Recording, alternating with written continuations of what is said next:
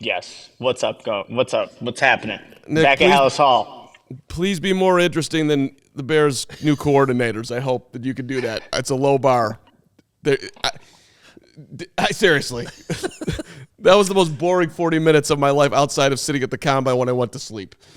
Well, here, I'll say it started off with Eberflus in his new look, though. So I think that may have been the most visually interesting thing they had. I'm like, oh, look at Eberflus rocking the beard. He's got a little bit of the fade, looking good, ready to tackle the draft. That's obviously the combine and the draft that's coming up here. Did Flus stay in the room for the coordinators, or did he do his open? Because he didn't take any questions, right? He just did his intro, and then did he walk out? He walked out. He has a lot of stuff to do, Adam. So I'm just, I think even Shane Waldron said right after this meeting they were going to kind of get into the pre-draft process. Knowing Flus and the worker that he is, wouldn't be surprised if he's already on that right now. Apparently there's some sort of draft meeting tonight at Halas Hall that Nick will secretly stay there for and listen to intently from start to finish. Before we get into the real meat of all of this, I just want to yell at you, Nick, and everybody else that was covering the press conference. The fact that did anybody ask Matt Eberflus when he grew out his new look? He didn't take any questions. He didn't take questions. Well, when he's walking up, that's why I asked if he stayed in the room or not to allow them to have the most important conversation of the day, which was what's going on with this beard. And then he clearly, the sides were trimmed up. That just sucks. It's a new Flus. It's a new year. We'll see him at the combine. Yeah. We can ask him there. We just got a super chat about $5 from D. Larso 15. Daddy Flus. I mean, I thought it was more so than Daddy Flus, super stud Flus, on the prowl Flus, don't mess with me Flus.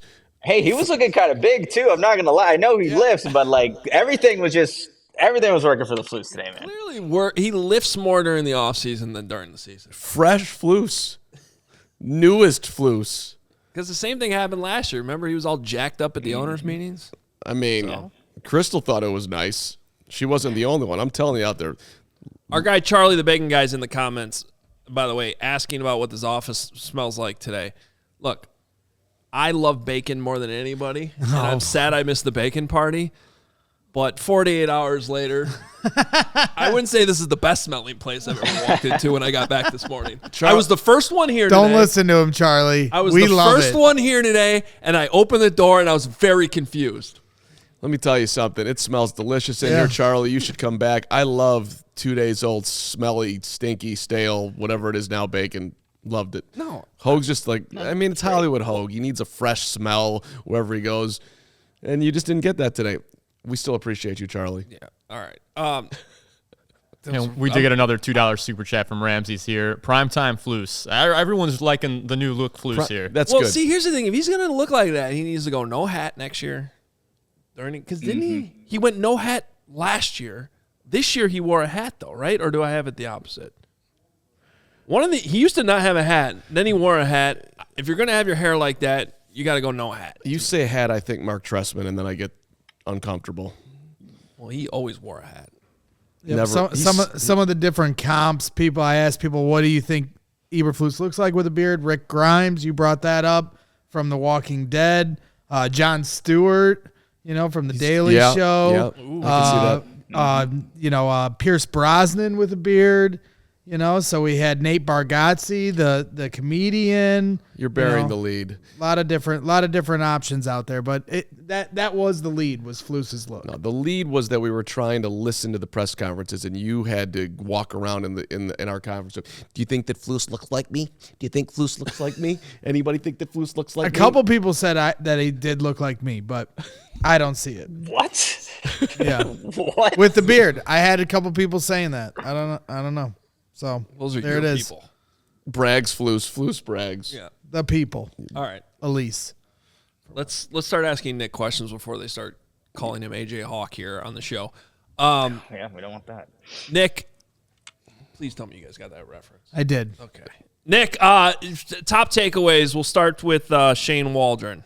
And I know we got some audio here to play. You can we got it ready, so you can tee it up whenever you want.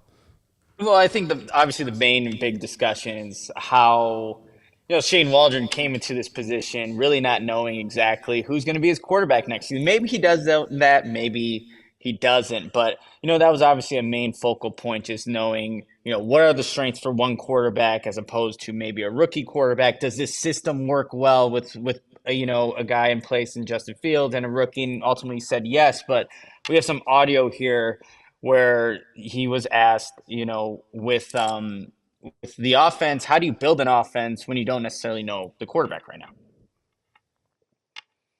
No, I think, as far as planning the offense, the first part for us was building a staff, getting everyone together. And then, you have staffs. We've worked together with different people in the past.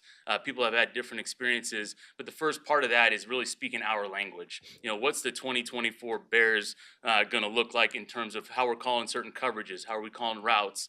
What concepts do we want to, have as part of our core offense when we start OTAs and we start with that building block approach as teachers. So that's the first part of it. And to me, having a system that's speaking the same language, that's multiple in its ways that it can attack a defense, then you start to get the players and you start to know what your personnel is going to look like for that season. And then you build it around the player's skill set. And I think, for me, that's been a part of my core beliefs, and I feel like it's worked out well with the different quarterbacks that I've had a chance to be around over the past several years. Nick, what's your takeaway from that? Yeah, building around the player's skill set. And such a big theme in this press conference with Shane Waldron, with Eric Washington, was adaptability. So regardless if it's Justin Fields, if it's Caleb Williams, Drake May, whoever it is, you build the system around the player's strengths. So I think that's obviously something that Shane Waldron highlighted and something that they're going to obviously take into consideration as they're building this offense with an entirely new, different group of weapons than what Shane had in Seattle. And he also mentioned that he liked some of the explosive players that the Bears have, or the capabilities of making explosive plays. And I think that's going to be obviously a huge focal point throughout this 2024 season, how Shane Waldron can utilize and maximize the skill set of the players that he's going to have this season, and ultimately adapt not only to the defense that he's playing, but adapt to the players that he has on this roster for 2024. I also thought it was super interesting that when Flus was talking with his awesome new beard and haircut, that he brought up in-game adaptability, which is something I keep going back with Luke Getsy. I think people are sometimes getting confused with some of the things I gave him credit for versus some of the things that I criticized him for. I did think, and still do think, and I think it's part of the reason why the Raiders hired him, is that he was very good week to week at setting up the initial game plan. And he was adaptable based on whether they were playing the Vikings and their crazy, I know people made fun of all the horizontal throws in that second game, but that was the correct game plan for that particular matchup with the way that the Vikings would either drop 8 or bring the house. The problem was, and you saw it even in that game, which they managed to win without scoring a touchdown, and most of the games, I thought, was the in-game adaptability. What do you do after they adapt to you? That's just as important to winning football games. How did the Chiefs go in the Super Bowl from getting 16 yards in the first quarter to having Patrick Mahomes go off when it mattered most, late fourth in an overtime, right? That's where you really make your money, and that's where I thought Luke Getsy struggled. And so for Flus to bring that up, I thought was very important. Even in his portion, I didn't even know he was talking today, so I thought it was good that he did that. But I thought that was very important as well. Yeah, no doubt about it. And again, that separates the average offensive coordinators from the good to the elite, the ability to adapt in game. And I think that's where we have to wait and see from Shane Waldron how he does that with this current group that he has with the Bears. One of the other things, guys, and of course, I wasn't expecting Shane to really show his hand, so to speak, but he was asked about his early impressions of the quarterback class. And he really just generalized the whole entire thing about the whole college football season, how it was such a great season. We saw this great quarterback play, when he was specifically asked about Caleb Williams. And he went into this generalization of just the quarterbacks in general. But he did say that, the Bears are in a unique spot. They have the number 1 overall pick. They have the number 9 pick. And that is, I'm sure enticing to an offensive coordinator coming to the position that he is in now. But we'll have to wait and see what, exactly he really does think about, some of these college quarterbacks and whether or not the Bears may choose one of them. Yeah, he definitely was coached up, you could tell, to, keep a hard line there. But, also with his hesitancy to speak specifically about players currently on the roster, Adam made the point while we were watching it, like, hey, you could say DJ Moore. I don't think that's gonna, move the needle any. Like, that's an obvious name. I don't think he said a single player's name the entire press conference. Right. Like, so did he even, when he mentioned that he messaged with Justin Fields, did he say Justin's name when he said that he messaged the quarterback? I don't think he did. We do have that. I don't clip think to he play a did. little- Yeah. Yeah. Well, let's play the clip so we can hear it because there was a lot going on. Do we have that ready? Is this if he's spoken to Fields? Yeah. Yeah, I got it. Okay, let's hear it.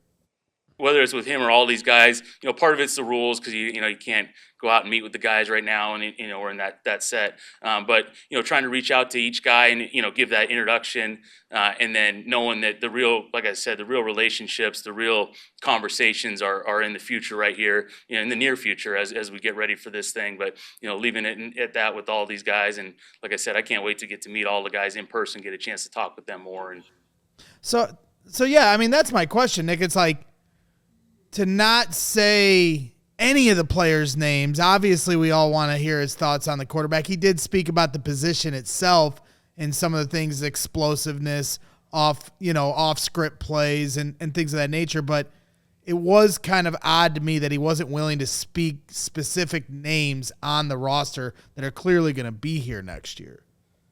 Yeah, I mean, he didn't mention it, but also that, leaves him he can't be criticized because nobody was mentioned. And obviously there are good players on this roster offensively that Shane Waldron is going to tap into, whether it's a DJ Moore or Cole Kmet. We know that Shane Waldron liked to utilize the tight ends, different tight end sets in Seattle. So it was again, this probably was strategically talked out, like how you want to approach this. There's going to be a lot of quarterback heavy questions, but keep it general.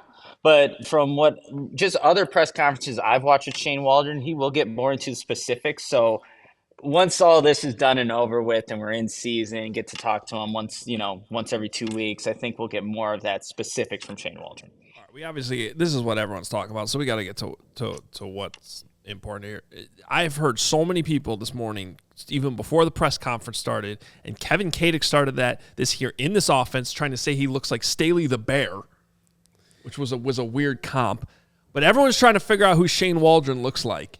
And I was thinking Biff from Back to the Future myself, which someone just put in the comments.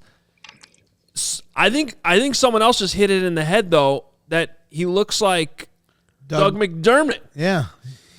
Oh. Dougie McBuckets. I think there's some Doug McDermott in there. But I was thinking Biff.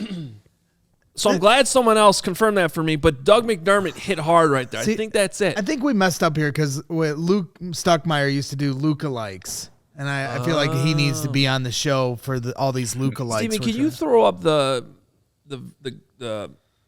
graphic? The graphic when he's oh talking. God, that's Biffy right there. There's some Biff right there. There's some Biff. It does look like an older McDermott, though. Looks like Doug. Old It looks like McDermott, Doug McDermott went on the Brags.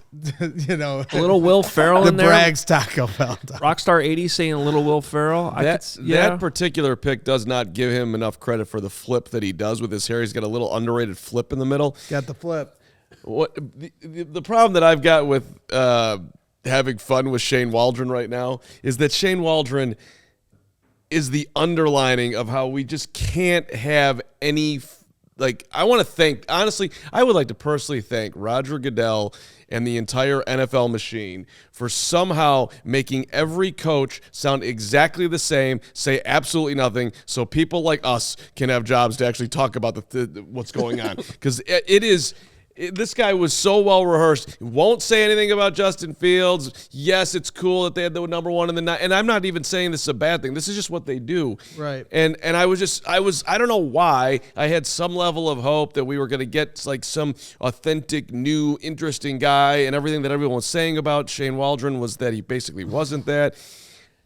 And then he delivered the most boring press conference of all time. I mean, I think you do have to kind of peel behind the curtain a little bit. You got to work a little harder to hear what they're saying. So, we brought up, that, he says that Shane Waldron says, hey, I like the offensive explosion and, off-script plays and how they won games down the road. So he's speaking of Justin Fields in that regard, not saying his name specifically.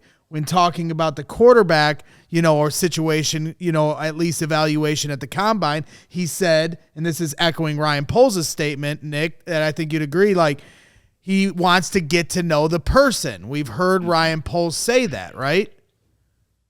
Yeah, absolutely. And I think that's going to be a big part of what happens next week. You're going to get a behind the curtain look at a lot of these guys and get to have these interviews, these long discussions, and get the off field stuff. They can watch film and see what kind of players these guys are, but who's a person? Who's a person that they're going to ultimately bring to this culture that will not only mix well, but maybe even enhance it in that regard. So yeah, I think they're both Eric Washington and Shane Waldron are on the same page as what Eberflus has been, establishing here in Chicago with that culture and how you got to be a good teammate and work well with others.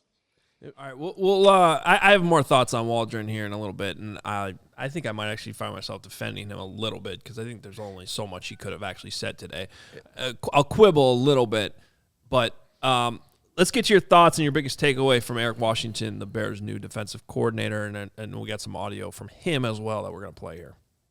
Yeah, if you're honestly comparing the two, I thought Eric Washington did a better job in his press conference, just sounding more confident in what he was speaking on and just being on, again, the same page with Matt Eberflus and knowing that he isn't going to call plays, but he's still going to have all the same responsibilities that a defensive coordinator will have throughout the week. So he's really owning that. And it almost sounded like, hey, if any given moment that Eberflus needs to step away from calling plays, like he's ready to do so. But he was also asked about the Bears' defensive line and their pass rush, and you got to hear what he had to say about that group. Entices you about working with that unit, knowing that they went big and got Montez Sweat last year, but there's also two young defensive tackles who need that teaching element that Matt was talking Sure. about. We want to be. We'd like to be. We're going to be a team that generates pressure with our front four. We're going to build the best pass rush in football.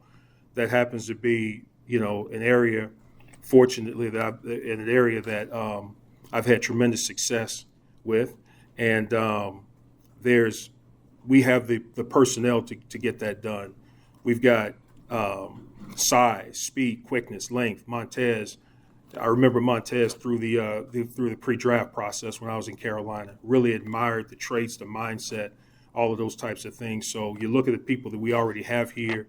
It's just exciting. It's exciting. Plus, we invested heavily in the draft last year with the two young defensive tackles. I happen to know them going through the draft process. So all things are just positive as far as that goes.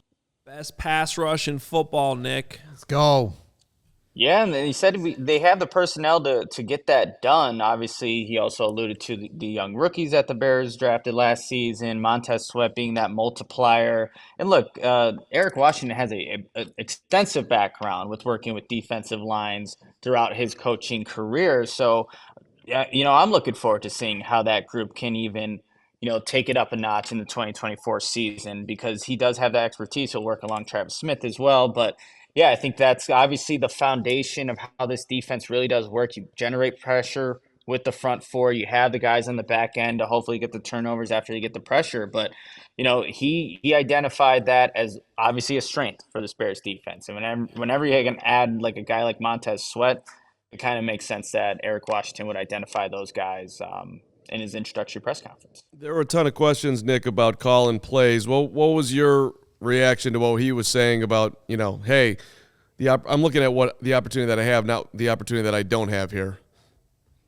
Yeah, and I think, he just had to be honest with what the role is and with Eberflus being the play caller. And, Eric Washington's, said that he's a really good play caller and likes what he's doing because he's situationally aware and knows the priorities are to stop the run. So Eric Washington understands that, but like I was saying, like he understands that Matt is the head football coach and a lot of the other responsibilities are going to fall on him, a lot of the details. And, if like everything like I said, everything the coordinator has to do, he's going to have those responsibilities. He's just not calling the plays on Sundays. So I think that for Eric Washington, he's been a defensive coordinator before. So coming into this role, he knew exactly what his tasks were going to be in the 2024 season. But like I said, he sounded ready. If any moment it got too much for Flus, like, hey, you can hand it over to me. I know what we're doing. We're aligned on the same page. And yeah, I think that's a